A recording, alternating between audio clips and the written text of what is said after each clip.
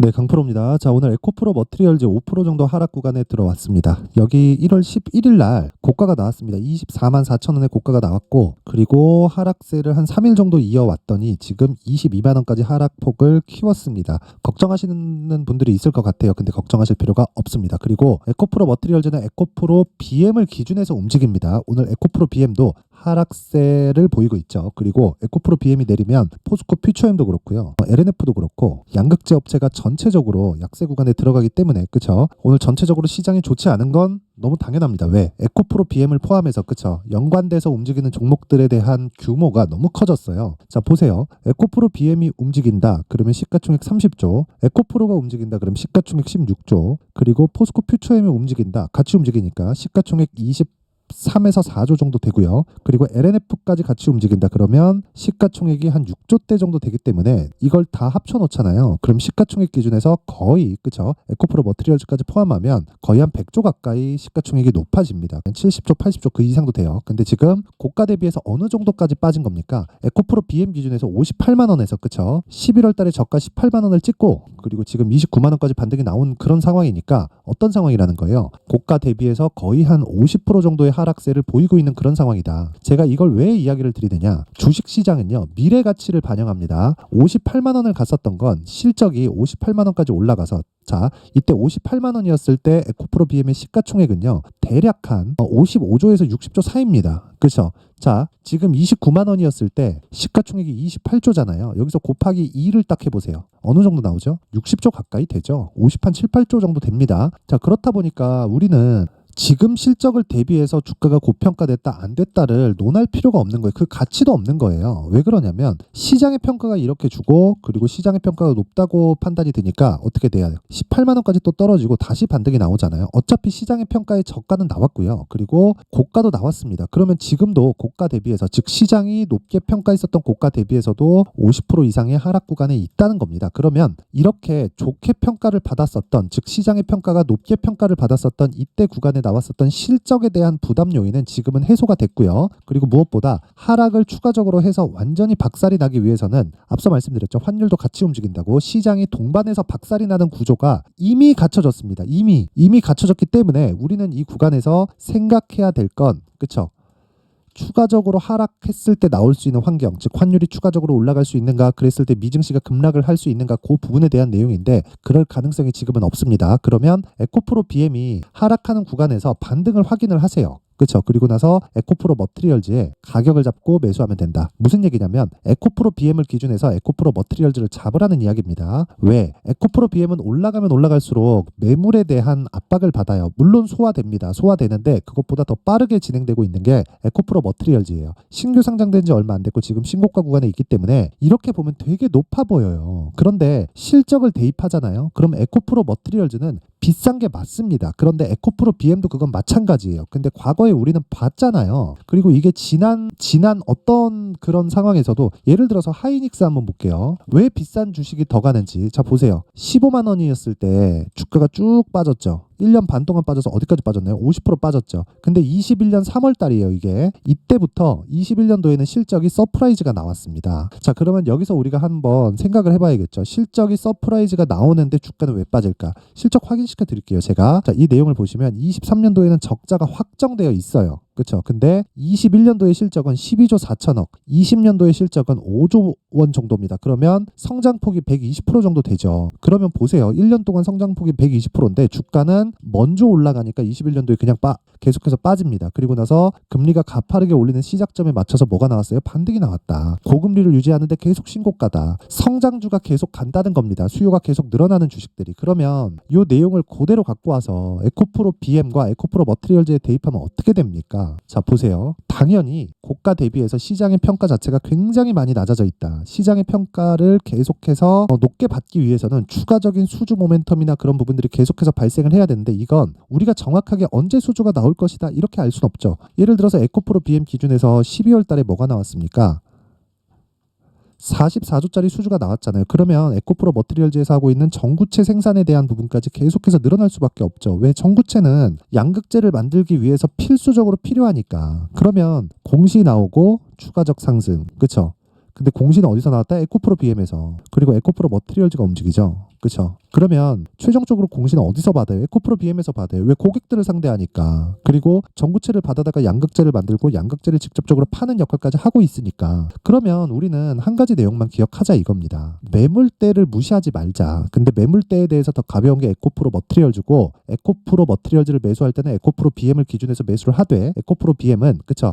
확인하고 우리가 에코프로 머티리얼즈를 매수하자. 그래야 꾸준한 수익 모델을 만들 수 있다. 이게 그리고 신고가 매매의 핵심입니다. 그리고 에코프로 머티리얼즈를 제가 매수해야 된다고 이야기를 드리는 것도, 에코프로 BM은 아직 신고가가 아니지만 확인 차원에서만 사용을 하고, 에코프로 머티리얼즈는 신고가이기 때문에 조정 구간에 적절한 구간에 눌림목 구간 또는 돌파 구간을 봐서 내가 매수할 수 있는 환경을 갖춰놔야 된다. 이게 가격 그리고 단기 보유 전략입니다. 그래서 오늘 핵심 내용은 에코프로 머티리얼즈를 얼마에 잡아야 되는지, 기준치인 에코프로 BM을 토대로 어느 정도 상황을 만들어 놔야 되는지 이 부분에 대해서 이야기를 드릴 텐데, 제가 그 부분에 대해서 말씀드리기 전에 신년이기 때문에 연초 이벤트에 대해서 안내 말씀드리겠습니다. 자, 여기는 강프로의 무료 소통방이고요. 지금 현재 1,700분이서 함께하고 있습니다. 제가 1월 달에 2,000분까지 입장 인원을 늘릴 계획인데, 특징점 두 가지가 있어요. 첫째, 무료로 진행한다. 둘째, 신고가 종목만 매매한다. 에코프로 BM을 토대로 움직이는 에코프로 머티리얼즈 뭐예요? 신고가 종목이죠. 그렇죠? 그렇기 때문에 제가 계속해서 이야기를 드리고 있는 겁니다. 자, 그러면 에코프로 머티리얼즈 말고 다른 신고가 종목이 어떻게 움직이는지를 한번 봐야겠죠. 자, 내용 한번 보세요. 1월 15일 동방 오늘입니다. 시장가 매수 오전 8시 51분 장시작 전에 시장가 매수해라. 그쵸? 어떻게 됐습니까? 시가에 그냥 때려 박으라는 거죠. 시가 대비해서 20% 정도의 수익 구간으로 들어갔고 상한가 마감이 됐다. 근데 그 전에 금요일 날 이미 신고가 구간에 들어갔다는 겁니다. 그쵸? 이런 종목을 내가 계속적으로 매매할 수 있어야 나만의 수익 모델을 만들 수 있고 하루에 10% 20%씩 수익을 볼 수 있는 환경을 만들어갈 수 있습니다. 그쵸? 자, 그러면 제가 1월 12일 금요일 날 그쵸? 딱 세 종목만 딱 볼게요. 동방 하나 봤으니까 여기 흥하해온 롯데정보통신. 자, 똑같죠? 시장가 매수 8시 49분, 시장가 매수 8시 50분. 그쵸? 이런 식으로 진행이 됐죠. 자, 보면 롯데정보통신. 자, 보세요.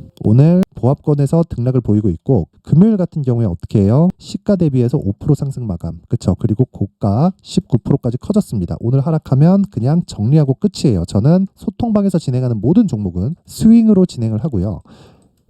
최장 보유 기간 2주를 잡고 진행을 하기 때문에 그 기준에 맞춰서 매매를 했을 때 하락하는 상황에서 매도를 해도 수익 볼 수 있는 가격대를 잡는다. 그게 신고가이기 때문에 가능합니다. 그렇죠? 그래서 롯데정보통신 오늘 하락하면 매도 예정이다. 하지만 2에서 3% 정도의 수익 구간에 마무리를 지을 수가 있다. 그렇죠? 그 밑에 흥하이온 있죠? 자, 내용 보세요. 오늘도 16% 상승세. 근데 언제 샀어요? 1월 12일 날 3,890원. 왜? 시가에 때려 박아라. 그쵸? 시장가 매수 8시 50분. 저 정확하게 진행된 내용이 있고, 하루에 10% 그리고 오늘 15% 추가 상승이 나오기 때문에 25% 정도의 수익 구간에서 마감이 됐고, 그쵸? 복리로 진행되기 때문에 거의 한 30% 가까운 수익 구간에서 저 지금 등락을 보이고 있다. 길게 이야기 드리지 않겠습니다. 주식 시장에서는요, 가격이 먼저 반영하고 신고가는 가격이 먼저 반영하는 그 첫 번째 단계입니다. 저가 포기하세요. 고가 잡으려는 거 포기하세요. 그쵸? 이 두 가지 다 포기하고 우리는 몸통만 먹더라도, 그쵸? 정말 막 이틀씩 3일씩 보유해도 20% 이상의 수익 구간에서 내가 매도를 할 수 있습니다. 단 하락할 때는 무조건 매도한다. 기준은 2주다. 그쵸? 자, 그래서 신고가 매매를 해야 되는 이유는 이런 부분에서 나오는 겁니다. 내가 자꾸만 고가에 물리고 이 종목 저 종목 따라다니고 이런 상황에 있다면 이번 기회에 소통방으로 들어오세요. 긴 이야기 드리지 않겠습니다. 저는 채널 성장이 목적이고요. 돈 안 받아요. 그래서 구독과 좋아요 꼭 좀 부탁드리고요. 상단에 있는 전화번호로 참여라고 문자를 보내주시면 제가 요 번호로 소통방 입장 링크를 공유해드리도록 하겠습니다. 자, 그리고 신년 이벤트 하나 더 나갑니다. 자, 제가 롯데정보통신이나 흥하해온 같은 종목을 어떻게 잡아내느냐, 그건 여기 신고가 검색기를 토대로 제가 계속해서 종목을 추적 관찰하고 있고요. 그리고 이런 식으로 매매하는 구조에 대해서는 여기, 그쵸, 수익 모델에 대한 내용으로 제가 내용을 함께 준비를 해놨는데, 이것도 채널 성장이 목적입니다. 그래서 구독과 좋아요 꼭 좀 부탁드리고요. 상단에 있는 전화번호로 참여라고 문자를 보내주시면 제가 소통방 입장 링크를 순차적으로 공유를 해드리면서 여기 신고가 검색기 그리고 수익 모델에 대한 내용까지 함께 공유를 해드리도록 하겠습니다. 자, 다시 에코프로 머티리얼즈로 돌아와서 보겠습니다. 에코프로 머티. 자, 다시 돌아와서 보면 지금 저가가 거의 한 7% 8%씩 이렇게 나오고 있는데 그만큼 시장도 많이 내립니다. 그럴수록 환율에 대한 상승 압박은 더 커져요. 그러면 환율이 무한정 올라갈 수 있는 그런 자원이면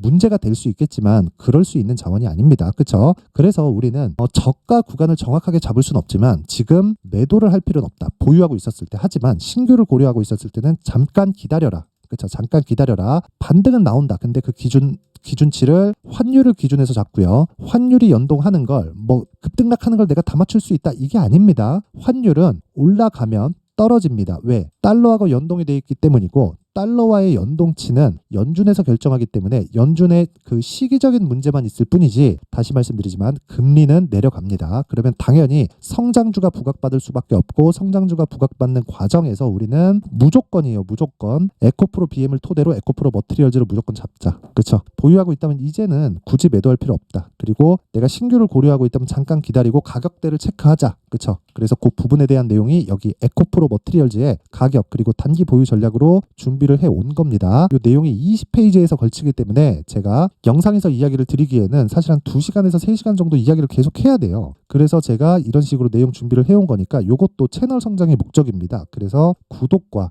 좋아요 꼭 좀 부탁드리고요. 상단에 있는 전화번호로 머티라고 문자를 보내주시면 제가 에코프로 머티리얼즈의 가격 그리고 단기 보유 전략을 공유해드리도록 하겠습니다. 자, 항상 긴 영상 봐주셔서 감사드리고요. 그리고 무엇보다 이해를 돕기 위해서 제가 신고가 종목을 하고 있는 즉 12월 달부터 계속해서 진행하고 있는 신고가 주도주가 있습니다. 그래서 그 종목을 어떤 관점에서 공략을 하고 어떤 식으로 앞으로 매매를 이끌어 가야 되는지 그 내용에 대해서 제가 상세하게 준비를 해놨으니까 영상 끝까지 시청하시고요. 모든 분들이 성공 투자하셨으면 좋겠습니다. 네, 올 한 해를 뒤돌아보니까 구간별로 큰 수익이 나왔었던 종목들이 꽤 많이 보입니다. 1월 달에는 AI 관련주들이 있었고요. 그리고 2월 달부터는 2차 전지가 계속해서 강세를 보였죠.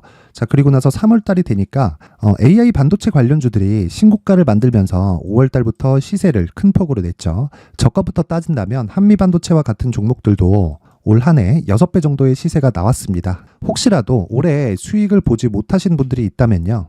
어떻게 시세가 움직이는지 반드시 익혀 놓으셔야 되고요. 만약에 그런 부분이 아직 준비가 되어 있지 않다면 어중간한 종목들 사고팔고 하지 마시고요. 딱 한 종목에 비중을 제대로 넣어서 확실하게 수익을 보는 방법이 필요합니다. 자, 그래서 제가 23년 12월 달 강프로의 대시세 종목을 준비를 해왔고요. 이 종목은 대기업을 상대로 안정적인 매출 구조를 갖추고 있는 데다가 이 규모가 40%를 넘나들고요. 호황기 때는 50%를 넘나드는 역대급인 이익 구조를 갖추고 있어서 대체 불가능한 기업이라고 보셔야 됩니다. 자, 지금 현재 주요 거래처는요. 삼성전자, 인텔, 하이닉스, TSMC, 엔비디아까지 모든 반도체 업체를 고객사로 확보하고 있는 상황이고요.